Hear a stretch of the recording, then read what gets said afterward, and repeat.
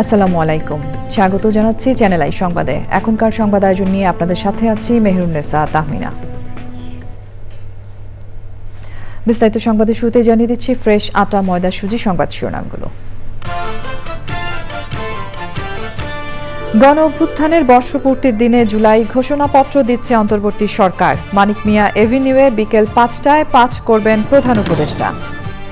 শেখ হাসিনার মানবতা বিরোধী অপরাধের মামলায় গুলিতে পা হারানো শিক্ষার্থীর সাক্ষ্য গ্রহণ। ন্যায় বিচার চাইতে আদালতে চোখ হারানো অন্তঃসত্ত্বা পারভীন। গুলিবিদ্ধ ইয়ামিনকে এপিসি থেকে ফেলে হত্যায় সাবেক এএসআই মোহাম্মদ আলী গ্রেফতার। ট্রাইব্যুনালের তদন্ত সংস্থায় হস্তান্তর। প্রতিশ্রুতি নয়, বাস্তবায়নের পরিকল্পনা নিয়ে বিএনপি এগুচ্ছে বললেন তারেক রহমান। জনগণের আস্থা অর্জনে নেতাকর্মীদের প্রতি আহ্বান।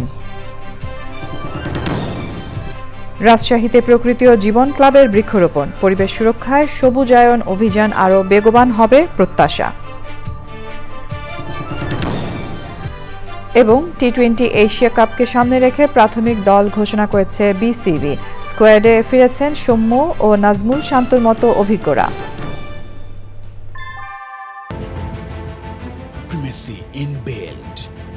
জার্মান টেকনোলজি, বাংলাদেশের ফার্স্ট থার্মিক্স রড, সালাম স্টিল থার্মেক্স। সংবাদ শিরোনামগুলো জানাচ্ছিলাম। এখনকার এই সংবাদ আয়োজন একই সঙ্গে চ্যানেল আই এর ইউটিউব চ্যানেলে এবং চ্যানেল আই এর ওটিটি প্ল্যাটফর্ম আই স্ক্রিনে লাইভ স্ট্রিম হচ্ছে। এবার যাচ্ছে বিস্তারিত প্রসঙ্গে এবং শুরুতেই ছাত্র আন্দোলন গণ অভ্যুত্থানের 1 বছর।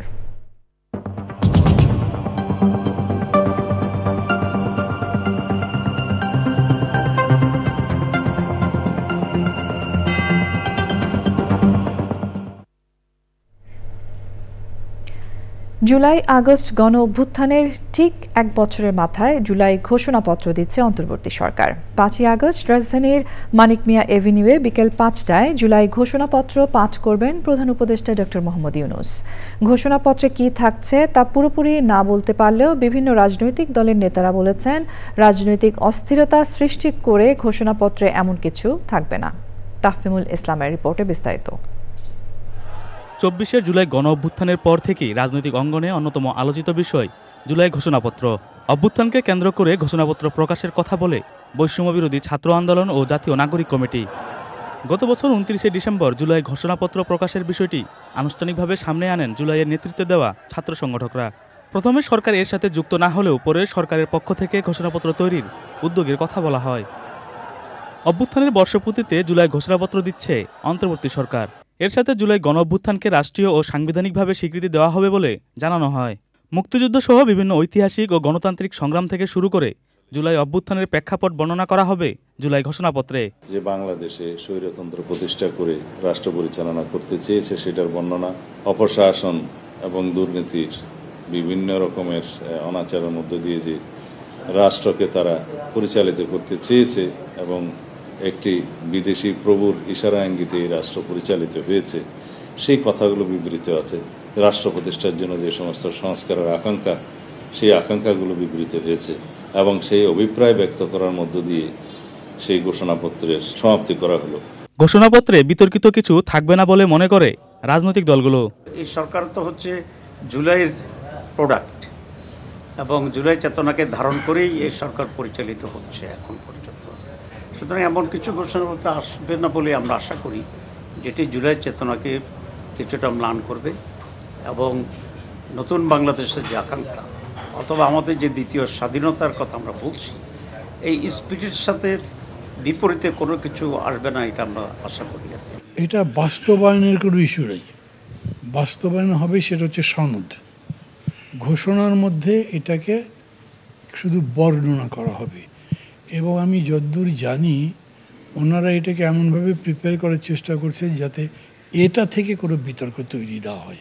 জুলাই ঘোষণাপত্রে সকল মানুষের কথা তুলে ধরা হবে বলে আশা প্রকাশ করেন রাজনৈতিক দলের নেতারা। তাফহিমুল ইসলাম, চ্যানেল আই, ঢাকা। মানবতা বিরোধী অপরাধের অভিযোগে শেখ হাসিনার বিরুদ্ধে করা মামলায় ভুক্তভোগী 2 জন সাক্ষ্য দিয়েছেন। পুলিশের গুলিতে পঙ্গু হয়ে যাওয়া শিক্ষার্থী আব্দুল্লাহ আল ইমরান বলেছেন, শেখ হাসিনা চিকিৎসকদের নো রিলিজ নো ট্রিটমেন্ট বলার পর তার চিকিৎসা বন্ধ হয়ে যায়। আর যাত্রাবাড়িতে পুলিশের গুলিতে এক চোখ হারানো পারভিন এই ঘটনার জন্য শেখ হাসিনাকে দায়ী করে বলেছেন, অন্তঃসত্ত্বা অবস্থায় ন্যায় বিচার চাইতে আদালতে এসেছেন তিনি। মাজহারুল হক মান্নার রিপোর্ট। জুলাই আগস্টে গণঅভ্যুত্থানের সময় ব্যাপক হত্যাকাণ্ড সহ মানবতাবিরোধী অপরাধের মামলায় কারাগারে থাকা একমাত্র আসামি সাবেক আইজিপি চৌধুরী আব্দুল্লাহ আল মামুনকে সকালে ট্রাইব্যুনালে হাজির করা হয়। মামলার অপর আসামি পলাতক ক্ষমতাচ্যুত সাবেক প্রধানমন্ত্রী শেখ হাসিনা ও সাবেক স্বরাষ্ট্রমন্ত্রী আসাদুজ্জামান খান কামাল। দ্বিতীয় দিনের মতো সাক্ষ্য দেন পুলিশের গুলিতে পঙ্গু হয়ে যাওয়া শিক্ষার্থী আব্দুল্লাহ আল ইমরান আর যাত্রাবাড়িতে পুলিশের গুলিতে এক চোখ হারিয়ে প্রায় অন্ধ হয়ে যাওয়া 2 সন্তানের জননী পারভিন। আব্দুল্লাহ আল ইমরানের ঘটনা, ওইখান থেকে ওনাকে নিয়ে যাওয়া হয়েছিল, হাসপাতালে ভর্তি ছিলেন, ভালো মতো চিকিৎসা হয় নাই। ওনার সামনে বলা হয়েছে যে নো রিলিজ নো ট্রিটমেন্ট। উনি মনে করেছিলেন যে হয়তো চিকিৎসা হবে। ওনার পা পচে গেছে কিন্তু চিকিৎসা দেওয়া হয়নি। পারভিন কিভাবে একজন মুমূর্ষ রোগীকে, মুমূর্ষ আহত ব্যক্তিকে বাঁচানোর অবস্থায় উনি তাকে উদ্ধার করতে গেছিলেন, তাকে কিভাবে হত্যা করা হয়েছে, তার চোখে কিভাবে গুলি করা হয়েছে তার বর্ণনা দিয়েছে। 2 সাক্ষী তাদের উপর ঘটে যাওয়া নির্মম ঘটনার জন্য কয়েকজনের বিচার দাবি করেন।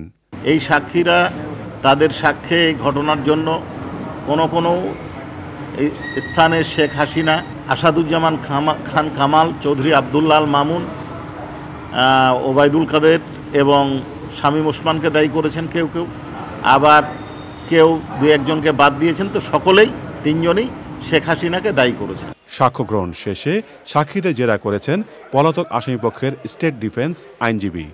পরবর্তী শুনানির দিন 6 August. Mazharul Haque Manna, channel I, Dhaka.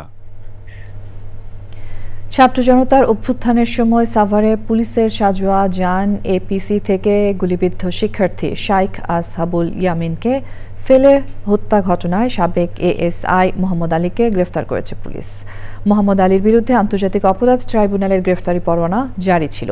রোববার গণমাধ্যমে সাভার সার্কেলের অতিরিক্ত পুলিশ সুপার শাহিনুর কবিরের পাঠানো প্রেস রিলিজে বলা হয়, মোহাম্মদ আলীকে নারায়ণগঞ্জের রূপগঞ্জ থানার মুরাপাড়ায় অভিযান চালিয়ে গ্রেফতার করার পর আন্তর্জাতিক অপরাধ ট্রাইব্যুনালের তদন্ত সংস্থার কাছে হস্তান্তর করা হয়।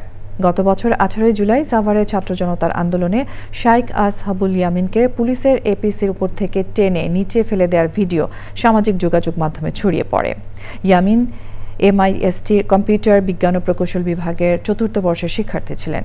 তার বাসা সাভারের ব্যাংক টাউন আবাসিক এলাকায়।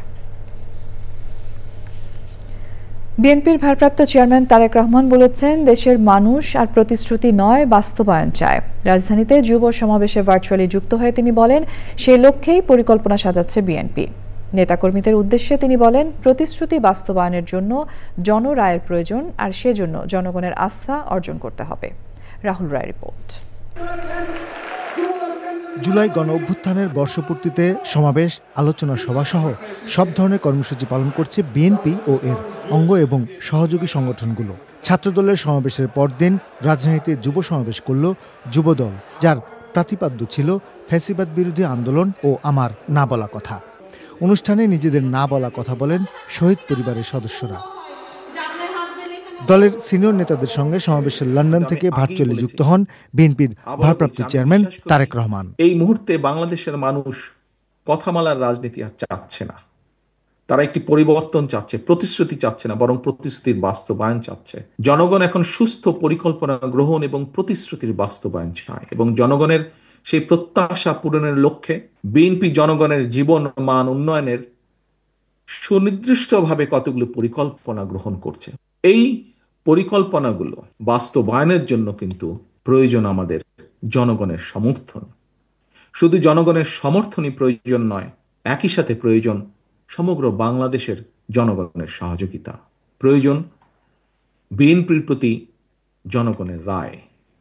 কারণ আমরা মনে করি জনগণই বিএনপির সকল রাজনৈতিক ক্ষমতার উৎস। জনগণের রায় বিএনপি রাষ্ট্র পরিচালনার দায়িত্ব পেলে আমরা যত দ্রুততার সাথে সম্ভব এই পরিকল্পনাগুলো বাস্তবায়নের কাজ শুরু করব। শিক্ষা, স্বাস্থ্য, কর্মসংস্থান সহ প্রতিটি খাতে সুনির্দিষ্ট পরিকল্পনা তুলে ধরে জনগণের কাছে তা নিয়ে যেতে নেতাকর্মীদের নির্দেশনা দিয়েছেন তারেক রহমান। জনগণের আস্থা অর্জন করতে পারলে আপনি নেতা, জনগণ প্রত্যাখ্যান করলে আপনি নেতা নন। প্রশাসনিক সহায়তায় নেতৃত্ব হয়তো প্রদর্শন করা যায়, কিন্তু জনগণ সহায়তা করলে নেতৃত্ব দেওয়া যায়। আপনাদের প্রতি জনগণের সমর্থন থাকার কারণেই পলাতক স্বৈরাচারের প্রশাসন কিংবা আইন শৃঙ্খলা বাহিনী আপনাদেরকে, যুবদলের নেতাকর্মী সমর্থকদেরকে রাজপথ থেকে দূরে রাখতে পারেনি। সুতরাং আপনাদের প্রতি আমার আহ্বান, জনগণের আস্থায় থাকুন। তারেক রহমান বলেন, শহীদদের সত্যিকারের সম্মান দিতে হলে বাংলাদেশকে সামনে এগিয়ে নিতে হবে। রাহুল রায়, চ্যানেল আই, ঢাকা। জুলাই গণঅভ্যুত্থানে শহীদ মীর মাহফুজুর রহমান মুগ্ধর স্মৃতি সংরক্ষণে নির্মাণ করা হয়েছে মুগ্ধ মঞ্চ। ঢাকা উত্তর সিটি কর্পোরেশনের উদ্যোগে নির্মিত এই মঞ্চ অদম্য চেতনার উৎস হিসেবে কাজ করবে বলছেন জুলাই শহীদ ও আহত যোদ্ধাদের স্বজনরা। মিথিলা নাজরিনের রিপোর্ট। 24 জুলাই আন্দোলনে একটি দুর্গ হিসেবে গড়ে ওঠে রাজধানীর উত্তরা। সেখানেই শহীদ হন মীর মাহফুজুর রহমান মুগ্ধ। তার স্মরণে অভ্যুত্থানের বর্ষপূর্তির দ্বারপ্রান্তে উদ্বোধন করা হয় মুগ্ধ মঞ্চ। জুলাই সনদ বাস্তবায়ন, প্রশাসনিক সংস্কার ও গণহত্যাকারীদের বিচার সহ নানা দাবি শহীদ পরিবারগুলোর।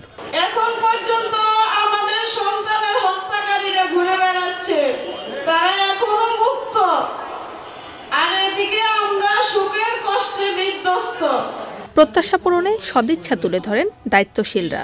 যে সংবিধানের ছত্রছায়ায় বাংলাদেশের রাষ্ট্র ব্যবস্থা, বাংলাদেশের পুলিশ বাহিনী, বাংলাদেশের নিরাপত্তা বাহিনী নিজের নাগরিককে গুম করতে পারে, খুন করতে পারে, ওই সংবিধানের আমাদের দরকার নেই। আমাদের নতুন সংবিধান প্রয়োজন। আপনাদের কাছ থেকে আপনাদের মুখের যে কথাগুলো, সেগুলোই আমরা বারবার বলার চেষ্টা করি। 15 বছর তারা থেকেছে, 70 বছর তারা থেকেছে, মানুষ কথা বলেনি। এটা মানে এই না যে আগামীতে যারা আসবে তারা একইভাবে থাকতে পারবে। কাজে এই মঞ্চটা সেই কথাটা বলে। চিত্রাঙ্কন প্রতিযোগিতা ও রিক্সা র্যালি সহ দিনভর নানা আয়োজনের মধ্য দিয়ে স্মরণ করা হয় মীর মুগ্ধ সহ জুলাই শহীদ ও জুলাই যোদ্ধাদের। Mithila Naznin, channel I, Dhaka. জুলাই ঘোষণাপত্র পাঠ ও ৩৬ জুলাই উদযাপন অনুষ্ঠানে সারা দেশের ছাত্র জনতার অংশগ্রহণ নিশ্চিত করতে ৮ জোড়া বিশেষ ট্রেন ভাড়া করেছে সরকার। এসব ট্রেনে দেশের বিভিন্ন প্রান্ত থেকে মানুষ ঢাকায় আসবেন। রংপুর থেকে বিশেষ ট্রেন আজ রাতেই। এই মুহূর্তে রংপুর রেলওয়ে স্টেশনে আছেন মেরিনা লাভলি, সরাসরি যোগাযোগ করছি তার সঙ্গে। মেরিনা, ট্রেন যাত্রার সবশেষ কি তথ্য আছে আপনার কাছে, আমাদেরকে জানাবেন।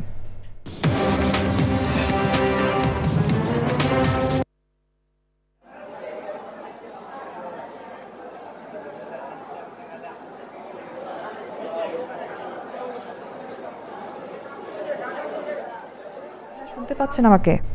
মেরিনা, আপনি কি আমাকে শুনতে পাচ্ছেন?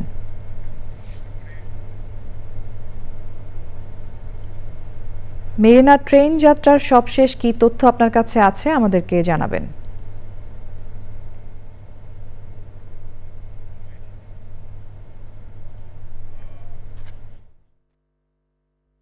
দর্শক, এই মুহূর্তে আমরা মেরিনা লাভলির সঙ্গে সংযোগটি স্থাপন করতে পারিনি। আমরা পরবর্তীতে আবারও চেষ্টা করব মেরিনা লাভলির সঙ্গে কথা বলার। বাংলাদেশ জামায়াতে ইসলামীর নায়েবে আমির সৈয়দ আব্দুল্লাহ মোহাম্মদ তাহের বলেছেন, প্রয়োজনীয় রাষ্ট্র সংস্কার, গণহত্যার বিচার এবং পিআর পদ্ধতিতে নির্বাচন না দিলে দেশের মানুষ নির্বাচনে যাবে না। মঙ্গলবার জাতির উদ্দেশ্যে জুলাই ঘোষণাপত্রে গণবিরোধী কোনো ঘোষণা না দেওয়ার আহ্বান জানান তিনি। সোমবার বিকেলে রাজধানীর শাহবাগে ন্যাশনাল ডক্টরস ফোরাম আয়োজিত জুলাই বিপ্লবে চিকিৎসকদের ভূমিকা শীর্ষক আলোচনা সভায় যোগ দিয়ে তিনি এই কথা বলেন। প্রধান অতিথির বক্তব্যে জামায়াতের এই শীর্ষ নেতা আরও বলেন, ঐক্যমত্য কমিশনে হওয়া সিদ্ধান্তের আইনি ভিত্তি দেখতে চায় জাতি। যারা গত ১.৫ দশকে ক্ষমতায় যেতে পারেনি তারা এখন অভ্যুত্থানের ঐক্য বিনষ্ট করছে বলেও উল্লেখ করেন তিনি। আপনার কোনো ঘোষণা যেন কোনো চাপের কারণে না হয়। আপনার কোনো ঘোষণায় আপনাকে যেন এই দেশের মানুষ যেভাবে ভালোবাসে সম্মান করে তার বিপরীতে গিয়ে আপনি বিতর্কিত ব্যক্তিত্বে পরিণত না হন। এবং এই কথা বলতে চাই, জনগণের আকাঙ্ক্ষার বাইরে যদি কোনো কিছু হয় আমরা সেটাকে প্রত্যাখ্যান করব। জুলাই সনদ বাস্তবায়নে আইনগত ও সাংবিধানিক বাধ্যবাধকতা খতিয়ে দেখছে জাতীয় ঐকমত্য কমিশন। কমিশনের সদস্য বদিউল আলম মজুমদার বলেছেন, রাজনৈতিক দলগুলোর কাছ থেকে সুপারিশ গ্রহণ কমিশনের অন্যতম ম্যান্ডেট ছিল, তবে বাস্তবায়নের দায়িত্ব সরকার এবং রাজনৈতিক দলগুলোর। দ্রুতই জুলাই সনদ চূড়ান্ত করার কথা জানিয়ে তিনি আরও জানান, আবারও দলগুলোর সাথে বৈঠক করবে কমিশন। জান্নাতুল বাকিয়া, কেকার রিপোর্ট। প্রথম দফার আলোচনায় রাজনৈতিক দলগুলোর সাথে এককভাবে আলোচনা শেষে ৬০টি বিষয়ে সুপারিশ পেয়েছে কমিশন। দ্বিতীয় দফায় যৌথভাবে বৈঠকে ২০টি সুপারিশ আসে। ৮০টার মতো বিষয়ে ঐক্যমত্য সৃষ্টি হয়েছে এবং এগুলো আমাদের জুলাই জাতীয় সনদে অন্তর্ভুক্ত হবে। ঐক্যমত্যের বিষয়গুলো সেগুলো সম্পর্কে তাদের মতামত থাকতে পারে, ছোটোখাটো মতামত থাকতে পারে, বিশেষত এই যে ভাষাগত, তো এগুলো আমরা পরিবর্তন করে তারপরে আমরা তাদের থেকে স্বাক্ষর নেওয়ার চেষ্টা করব। তবে বেশ কিছু বিষয়ে রাজনৈতিক দলগুলো পুরোপুরি একমত না হওয়ায় জুলাই সনদে সুপারিশগুলো কিভাবে গৃহীত হবে এ নিয়েও জানান তিনি। কতগুলো জনগুরুত্ব ও মৌলিক সংস্কার আছে, যেমন প্রধানমন্ত্রীর ক্ষমতায় সীমিত করা। আমাদের ৩০টা দলের মধ্যে প্রায় সবগুলো দলে অনেকগুলো এই গুরুত্বপূর্ণ সংস্কারের ব্যাপারে একমত হয়েছে। রাজনৈতিক দলগুলো তাদের দ্বিমত প্রকাশ করলেও, তারা ডিসেন্ট দিলেও আমি আশা করি যে অন্যান্যদের মতামতের প্রতি শ্রদ্ধা প্রদর্শন করে এবং একই সাথে এগুলোর গুরুত্ব অনুধাবন করে তারা মত পরিবর্তন করবে। দলগুলোর কাছ থেকে পাওয়া সুপারিশ বাস্তবায়নের ক্ষেত্রে গণভোট, অধ্যাদেশ সহ একাধিক বিকল্প প্রস্তাব আছে। এক্ষেত্রে বিশেষজ্ঞদের মতামত নিয়ে করণীয় খতিয়ে দেখা হচ্ছে। কি প্রক্রিয়া, কিভাবে এগুলো বাস্তবায়িত হবে আমাদের এখতিয়ার নেই এবং আমরা পারবো না, আমাদের বিষয় না এটা। আমাদের ম্যান্ডেট কিন্তু রাজনৈতিক দলের সাথে আলাপ আলোচনা করে কতগুলো বিষয় ঐক্যমত্যে পৌঁছায় এবং জুলাই জাতীয় সনদ প্রণয়ন এবং স্বাক্ষর করানো, এটাই আমাদের ম্যান্ডেট।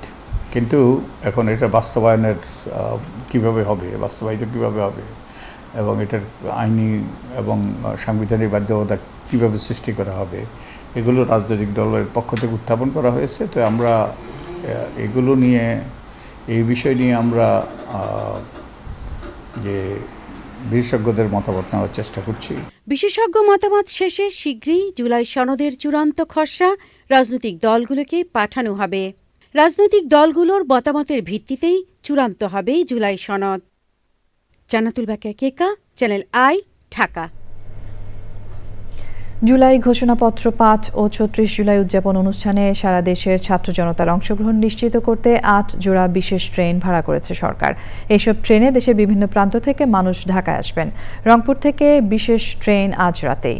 এই মুহূর্তে রংপুর রেলওয়ে স্টেশনে আছেন মেরিনা লাভলি, সরাসরি যোগাযোগ করছি তার সঙ্গে। মেরিনা, ট্রেন যাত্রার সবশেষ কি তথ্য আপনার কাছে আছে আমাদেরকে জানাবেন।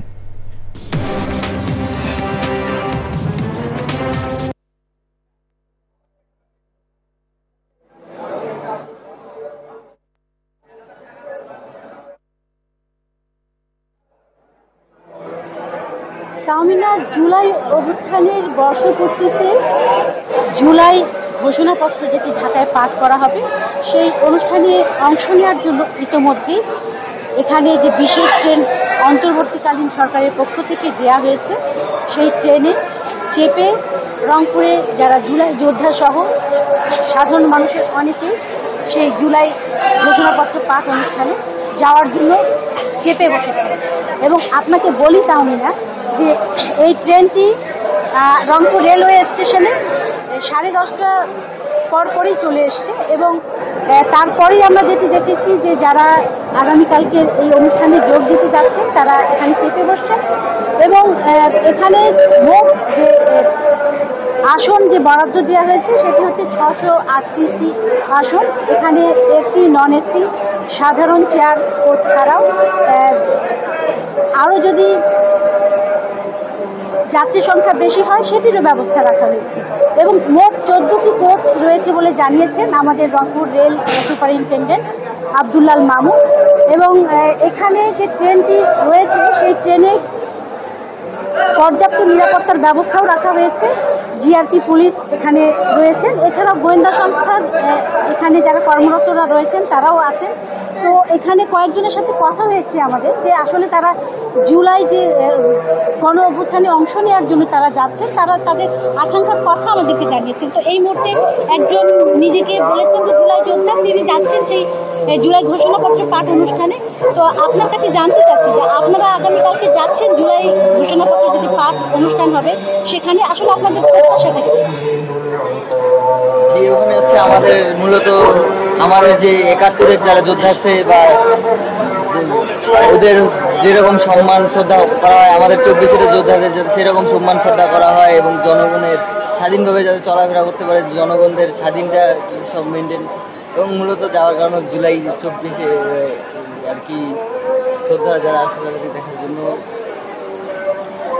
তাহমিনা, আমার সাথে আরো অনেকেরই কথা হয়েছে, তারা যেটি জানিয়েছেন যে এই যে ফ্যাসিস্ট সরকার বিরোধী যে আন্দোলন ছিল, সেই আন্দোলনের কিছু তাদের যে প্রত্যাশা ছিল, সেই প্রত্যাশাটা আসলে সেই জুলাই ঘোষণাপত্র পাঠের মাধ্যমে উঠে আসবে এবং আগামীর যে নতুন বাংলাদেশ সেটি গড়বার জন্য তারা সেই প্রত্যয়টুকু নিয়ে এবং নতুন বাংলাদেশ বিনির্মাণে তারাও ভূমিকা রাখবে। তাহমিনা, আরও বলি যে এই রংপুর রেলওয়ে স্টেশন থেকে যেসব যাত্রীরা যাচ্ছেন 638 জনের যে সিট ক্যাপাসিটি রয়েছে এখানে, তো এখন পর্যন্ত যেটি সবশেষ খবর আপনাকে জানাতে পারি যে 14টি যে বগি রয়েছে সেখানে কিন্তু পর্যাপ্ত যে প্যাসেঞ্জার তারা কিন্তু এখনও নাই। আমি যেটি জানতে পেরেছি এখন পর্যন্ত 3টি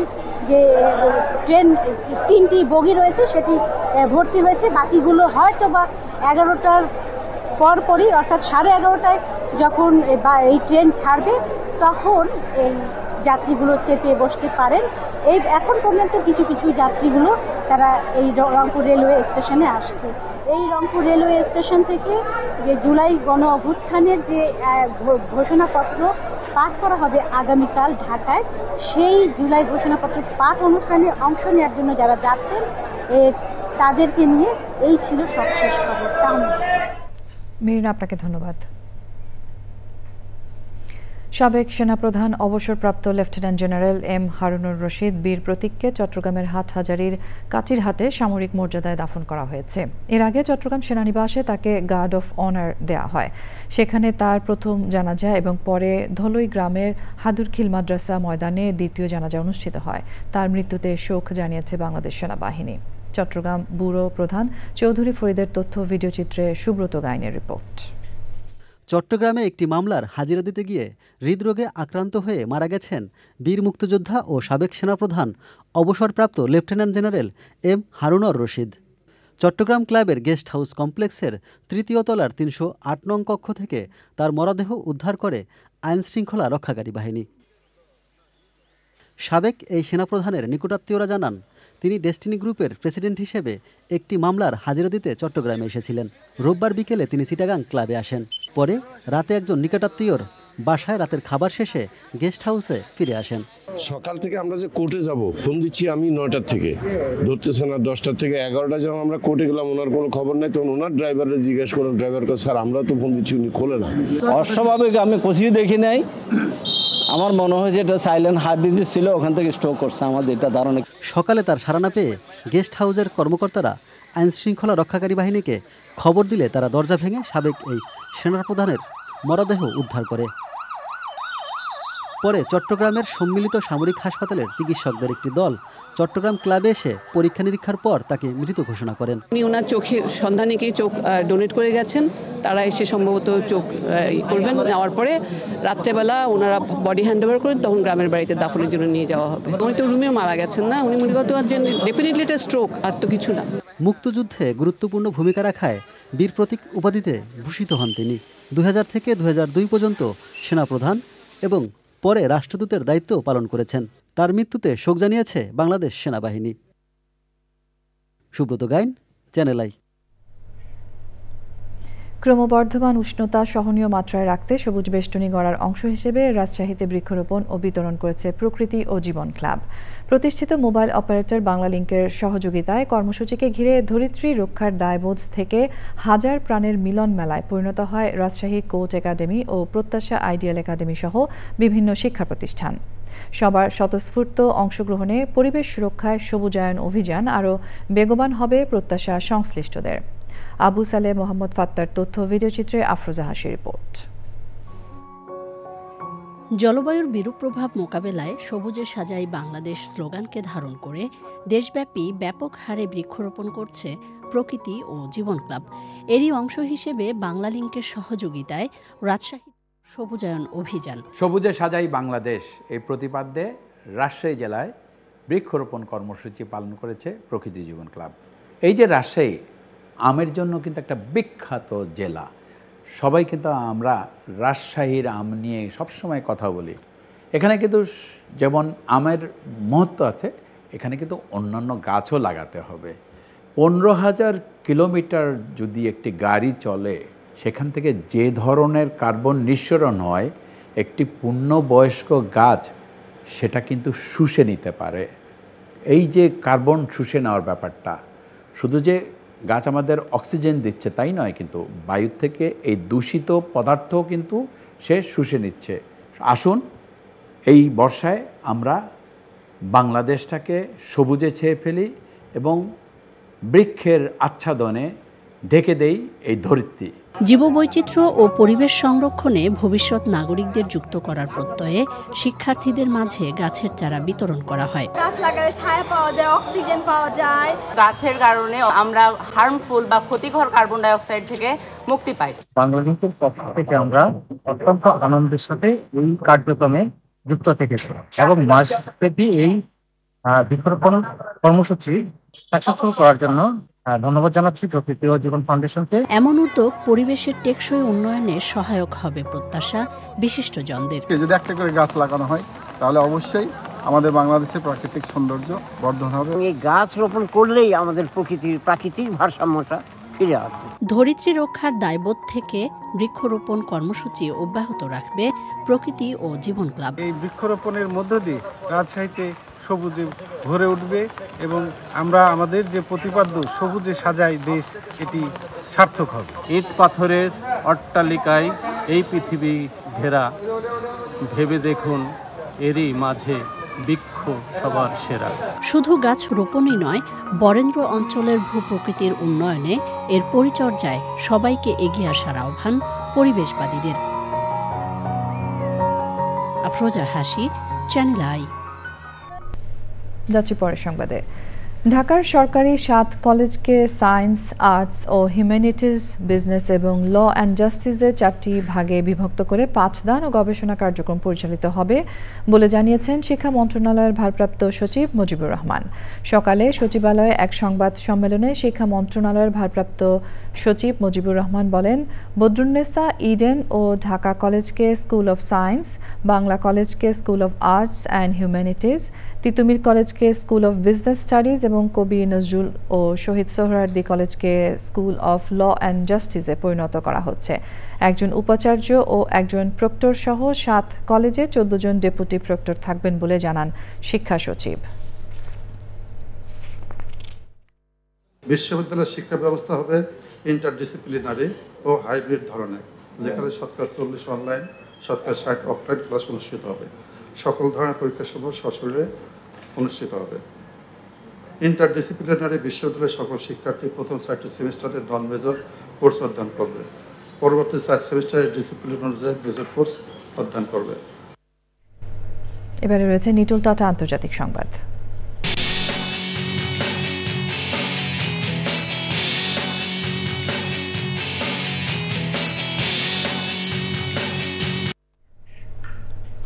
ইয়েমেন উপকূলে নৌকা ডুবিতে 76 জন অভিবাসন প্রত্যাশীর মৃত্যু হয়েছে। তাদের অধিকাংশই ইথিওপিয়ার নাগরিক। জাতিসংঘের অভিবাসন বিষয়ক সংস্থা IOM জানিয়েছে, এই ঘটনায় এ পর্যন্ত 32 জনকে জীবিত উদ্ধার করা হয়েছে। নিখোঁজ রয়েছে প্রায় অর্ধশতাধিক। IOM এর ইয়েমেন প্রধান জানান, 157 জন অভিবাসীকে নিয়ে নৌকাটি উপকূলীয় এলাকার বিপজ্জনক পথ দিয়ে যাত্রা করছিল, যা প্রায়ই মানব পাচারকারীরা ব্যবহার করে থাকে। আইস্ক্রিন সাংস্কৃতিক সংবাদ।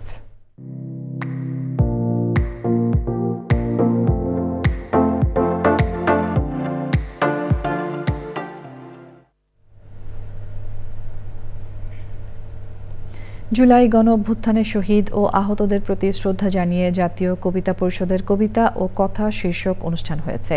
কবিতা পাঠ করেন দেশ বরেণ্য কবিরা। তারা বলেন, দেশে গণতন্ত্র ফিরিয়ে আনতে জুলাইয়ের আন্দোলনকে আবার ধারণ করতে হবে। জাকি আক্তার রিপোর্ট।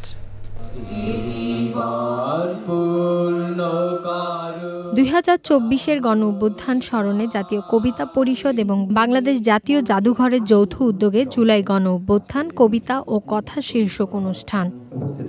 জাতীয় জাদুঘরে কবি সুফিয়া কামাল মিলনায়তনে অনুষ্ঠানে জুলাইয়ের শহীদদের স্মরণ করে কবিতা পাঠ করা হয়। অনুষ্ঠান উদ্বোধন করে যাত্রাবাড়িতে শহীদ ইমাম হাসান তাইমের ভাই ক্ষোভ প্রকাশ করেন। আমাদের যে কষ্টটা, দুঃখটা আমাদের ছাড়া অন্য কেউ এটাকে রিয়ালাইজ করতে পারবে না। আলোচনায় বক্তারা বলেন, জুলাই গণ অভ্যুত্থানের 1 বছরেও জন আকাঙ্ক্ষা পূরণ হয়নি। জুলাই আন্দোলনে শহীদদের পরিবারের সঙ্গে কথা না বলে জুলাই সনদ বাস্তবায়ন সম্ভব নয় বলেও মন্তব্য করেন তারা। কোন উপদেষ্টা আসবে কি আসবে না তার জন্য কোনো শহীদ অপেক্ষা করেনি প্রাণ দিতে, ভবিষ্যতে অপেক্ষা করবে না, এবং এদের নাম কোনো ইতিহাসে থাকবে না। ইতিহাসে থাকবে ওই শহীদের নাম। একটা দেশের ক্ষমতা হস্তান্তর হয়েছে, রূপান্তর হয় নাই, কিন্তু মুক্তিযুদ্ধের মধ্য দিয়ে বাংলাদেশের কিন্তু একটা রূপান্তর ঘটেছিল, কিন্তু সেই রূপান্তরের যে বৈশিষ্ট্য, লক্ষ্য, সেটাকে বাস্তবায়ন করা হয় নাই। স্বৈরাচারের পতন হলো জনতার রোষে। দিনভর এই আয়োজনে কবিতা পাঠ করেন শিমুল পারভিন, লেখক অনামিকা হক লিলি ও গীতিকবি শহীদুল্লাহ ফরাজি সহ গুণী কবিরা।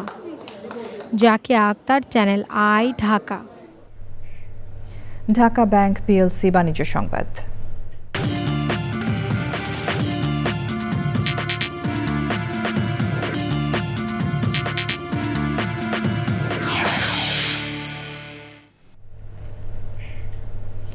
নগদের আয়োজনে inter university go kart championship হয়েছে। বিশ্ব বন্ধু দিবস উপলক্ষে দেশের 12টি বিশ্ববিদ্যালয় থেকে বাছাইকৃত সেরা 50 জন শিক্ষার্থী এই ব্যতিক্রমধর্মী চ্যাম্পিয়নশিপে অংশ নেয়। প্রতিযোগিতার মধ্যে ইউনাইটেড ইন্টারন্যাশনাল ইউনিভার্সিটির শিক্ষার্থী সাকিব ইবনে সাইদ প্রতিযোগিতার চ্যাম্পিয়ন হয়ে 50,000 টাকার প্রাইজ মানি ও চ্যাম্পিয়ন ট্রফি পেয়েছেন। পুরস্কার বিতরণী অনুষ্ঠানে উপস্থিত ছিলেন নগদের সহকারী প্রশাসক খন্দকার শাবনুর সাব্বির ও chief marketing officer Simon Imran Haider. আগামী ফেব্রুয়ারির মধ্যে জাতীয় সংসদ নির্বাচন না হলে অন্তর্বর্তী সরকারকে পরিবর্তিত পরিস্থিতির মূল্য দিতে হবে বলে হুঁশিয়ার করেছে গণফোরাম। জুলাই গণ অভ্যুত্থানের প্রত্যয় ও প্রত্যাশা শীর্ষক আলোচনা সভায় অংশ নিয়ে বক্তারা বলেন, দেশের ইতিহাসে বর্তমান অন্তর্বর্তী সরকারের মতো এত দুর্বল সরকার আগে কখনো দেখা যায়নি। তারা আরও বলেন, জুলাই গণ অভ্যুত্থানের প্রত্যয় ও প্রত্যাশা পূরণ হয়নি, সামাজিক নিরাপত্তাহীনতায় পড়েছে দেশ। নতুন সংবিধানের দাবি জানিয়ে এনসিপি দ্বিচারিতা করছে বলেও মন্তব্য করেন নেতারা। আলোচনায় বিপ্লবী ওয়ার্কার্স পার্টির সাধারণ সম্পাদক সাইফুল হক, নাগরিক ঐক্যের সভাপতি মাহমুদুর রহমান মান্না সহ বিভিন্ন দলের রাজনৈতিক নেতারা বক্তব্য রাখেন।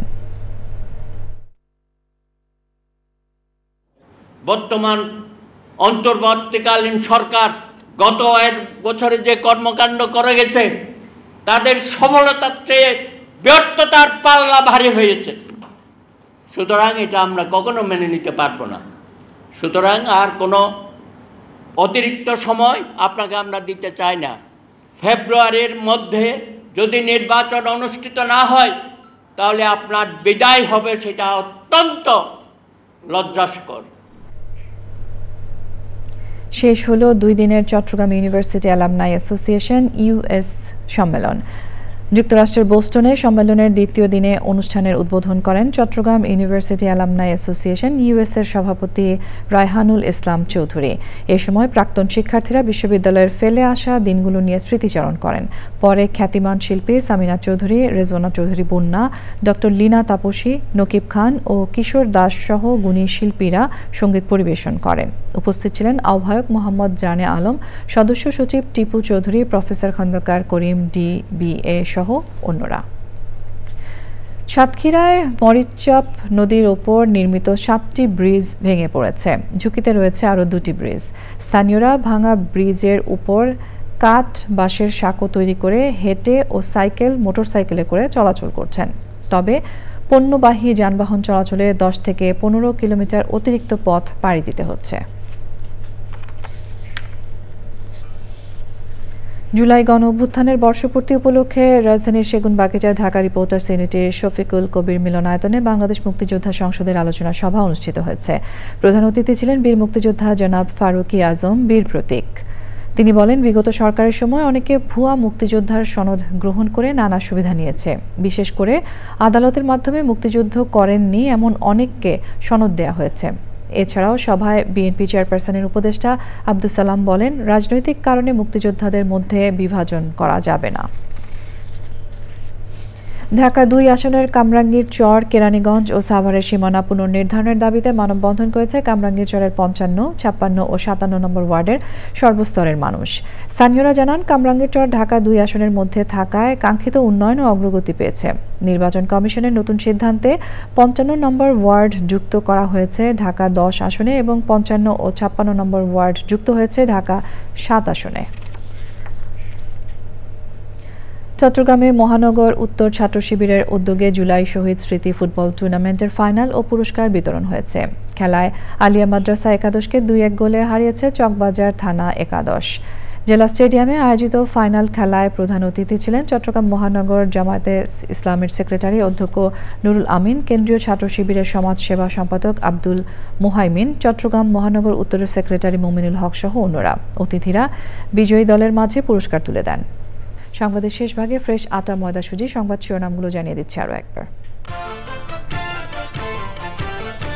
গণ অভ্যুত্থানের বর্ষপূর্তির দিনে জুলাই ঘোষণাপত্র দিচ্ছে অন্তর্বর্তী সরকার। মানিক মিয়া এভিনিউয়ে বিকেল 5টায় পাঠ করবেন প্রধান উপদেষ্টা। শেখ হাসিনার মানবতা বিরোধী অপরাধের মামলায় গুলিতে পা হারানো শিক্ষার্থীর সাক্ষ্য গ্রহণ। ন্যায় বিচার চাইতে আদালতে চোখ হারানো অন্তঃসত্ত্বা পারভীন। গুলিবিদ্ধ ইয়ামিনকে এপিসি থেকে ফেলে হত্যায় সাবেক এএসআই মোহাম্মদ আলী গ্রেফতার, ট্রাইব্যুনালের তদন্ত সংস্থায় হস্তান্তর। প্রতিশ্রুতি নয়, বাস্তবায়নের পরিকল্পনা নিয়ে বিএনপি এগুচ্ছে বললেন তারেক রহমান। জনগণের আস্থা অর্জনে নেতাকর্মীদের প্রতি আহ্বান।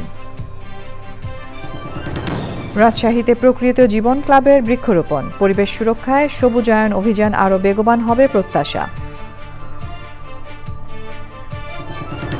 এবং টি-20 এশিয়া কাপকে সামনে রেখে প্রাথমিক দল ঘোষণা করেছে বিসিবি। স্কোয়াডে ফিরেছেন সৌম্য ও নাজমুল শান্তর মতো অভিজ্ঞরা।